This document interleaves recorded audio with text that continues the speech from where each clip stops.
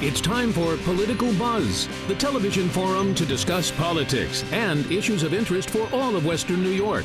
Now, from the WBBZ television studio at the Eastern Hills Mall, this is Political Buzz. Welcome to Political Buzz. I'm Phil Arno.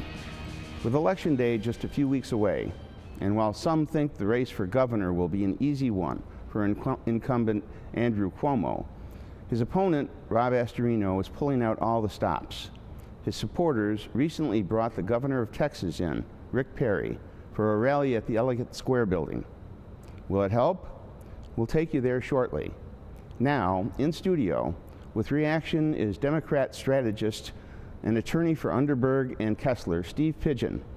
He'll weigh in on the run for Albany's top job, and we'll talk about the three-way race for the 60th District and the New York State Senate race. But first, let's head downtown where John DeSciullo had a chance to talk with Rob Astorino. Campaign's going great. It really is. You know, we're coming down to the home stretch here, 5 weeks to go, and the excitement is building. The polls are getting closer, and what is really happening is people are paying attention.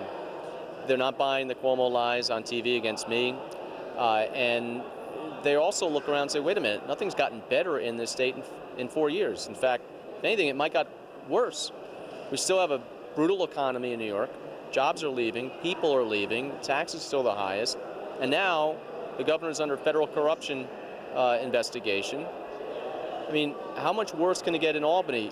We got to clean it up, and that's why we're running, and that's why we're going to win this race. We've talked about that in the last time we met, but it seems to me, and maybe it's just my observation, that the issues swirling around the Governor Cuomo don't seem to be either sticking or people are just not seemingly to take it as serious as it really is. No, I think when people understand it, that he's under investigation for obstruction of justice, witness tampering, corruption for the Moreland Commission scandal, they're appalled, and they should be. I mean, here's a governor who may end up in jail, who may have to plea bargain if he's indicted. I mean, these are serious charges. How many more politicians in Albany are going to go away to jail? The corruption's despicable. Cuomo promised to clean it up. He hasn't done that. He's made it worse. He's part of it. So people are starting to focus on things. A lot of people didn't even know about it. But as they find out, they're saying enough of this. And you can see it, you can feel it, and we're getting really excited about the final stretch. How important is it for the governor of Texas to come here and throw his support for you and to come to Western New York and Buffalo and stand up for the Republican Party? Governor Perry has done an amazing job in Texas. I mean, it's not disputable. The dichotomy couldn't be any greater. New York is dead last in the country in economic outlook. We are half the national output in the economy right here. I mean, we're at an anemic 0.7% increase. We've got our rights taken away on the SAFE Act. We've got Common Core, which is disaster, the highest taxes. What's going on in Texas? They lead the nation in job creation, in population increase. They're not in Common Core. They're not taking away Second Amendment rights. They're creating jobs. They're lowered taxes. They have no income tax. They're number one. We should be emulating that, not mocking it as Andrew Cuomo is doing. He's been governor now for many, many years and had 3 successful times at bat. What did he say to you? What was his advice to you? Well, we talked about the economic policies here, and he said it's backwards. You know, you change the policies in Albany which have been driving away businesses and people. You lower taxes. You make it a better environment for businesses. You lower some of the regulations. Then you start doing the Buffalo billions. Because right now, we're backwards. We're going to try to create jobs or bring people here. And what are they going to do? They're going to leave in 5 or 10 years like everyone else is doing if you don't fix the policies and the problems in the first place. That's what they did in Texas. Then they compete and lure businesses in. I heard a report this morning, and I think it was on public radio, talked about some rebates they're going to be given to taxpayers who are under a certain threshold, certainly being criticized as being a political move. Oh, come on. It's exactly what's wrong with the policies in New York. It's pure politics. This is not economic policy. It's Santa Claus coming to town, taking your money, giving you a check back, and the implication on the note is we're giving tax relief. You're buying votes. Let's just say what it is. And it's exactly what's wrong. If we lowered taxes in a meaningful way and people go back to work and jobs were plentiful, you wouldn't need a rebate check. People would be happy, they'd have more money to begin with, and they'd invest it their own way, not hoping that Albany sends a check back. You know, so it's exactly what's wrong. But this is Cuomo. I mean, he's a career politician.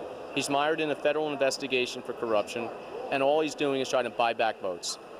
It's October. Where are you now? Where are you in the campaign and with your funding and where you are on the road and where you are with your message? Coming down the home stretch, the message is resonating as we said it would right after Labor Day. People are getting very excited about this race now. Now's the time when things turn. You know, people are looking at both candidates. They're saying, I don't know, Cuomo hasn't done anything other than maybe keep us stuck in 50th place. He hasn't lowered taxes in any meaningful way. When we're dead last 50th, you know, moving forward an inch, if that's what he's claiming, why are we celebrating that? We're still 50th in the country, highest taxes, worst economic outlook. Buffalo is in the worst 20 cities in America for economic outlook going forward, according to the U.S. Conference of Mayors. What are we celebrating here? We can do so much better, but it's only going to happen if we change governors and change the awful politics, the corruption, and the policies which are driving everybody away. How do you think this debate piece is going to run? I mean, there's been discussion of you gentlemen getting together, and I know you saw him recently, but where does that stand? You know, this is typical of the governor. Everything's a fraud. They put out a release that they've accepted 2 debates, and it's a done deal. We've never had any discussions with the Cuomo camp, nor with the media companies that apparently sent out invitations. We've never seen them for the WNYC, radio only in New York. Now, this is not 1945.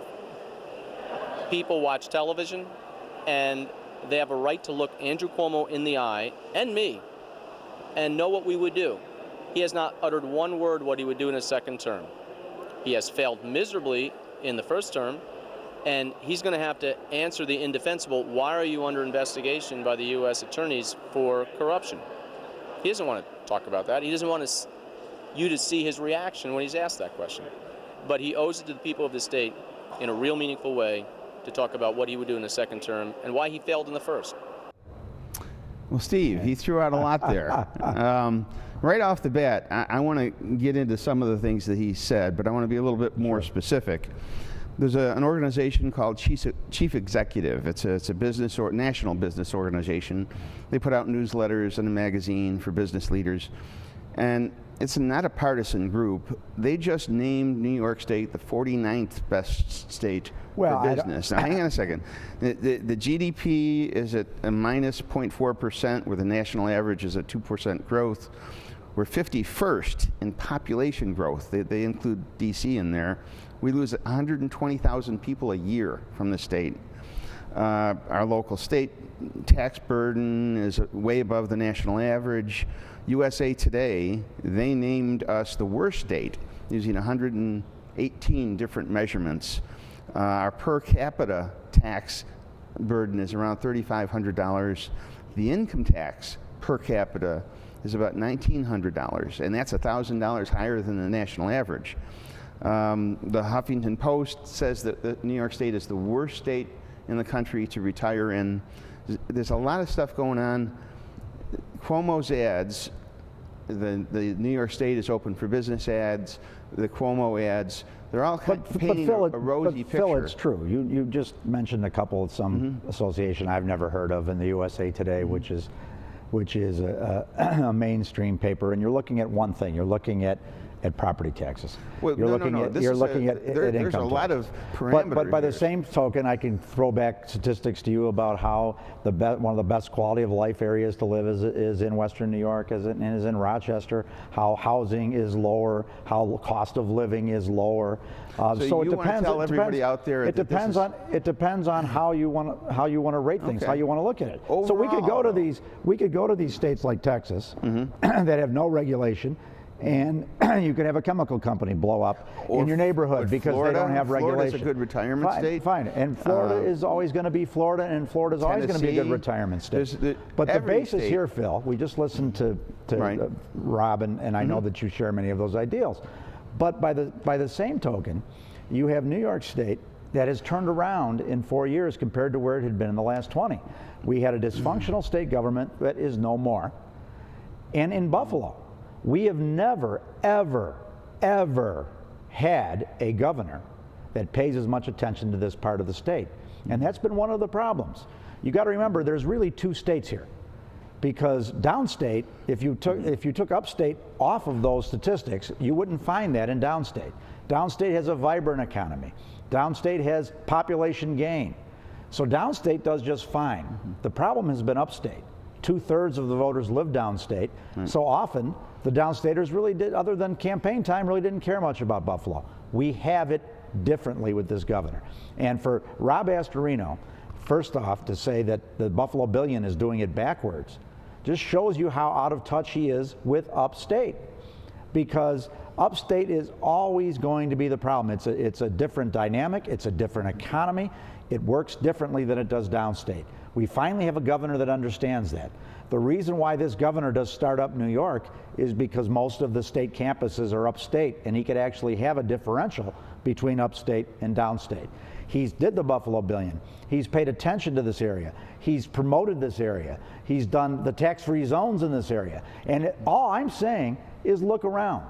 We have a state government that's functioning, that's operating, that has a chief executive who makes decisions and has accountability, management accountability, that people, yes, many of them are afraid. They're afraid because he makes the bureaucrats do their job and actually have outcomes and actually looks at numbers and just doesn't kick the can down the road.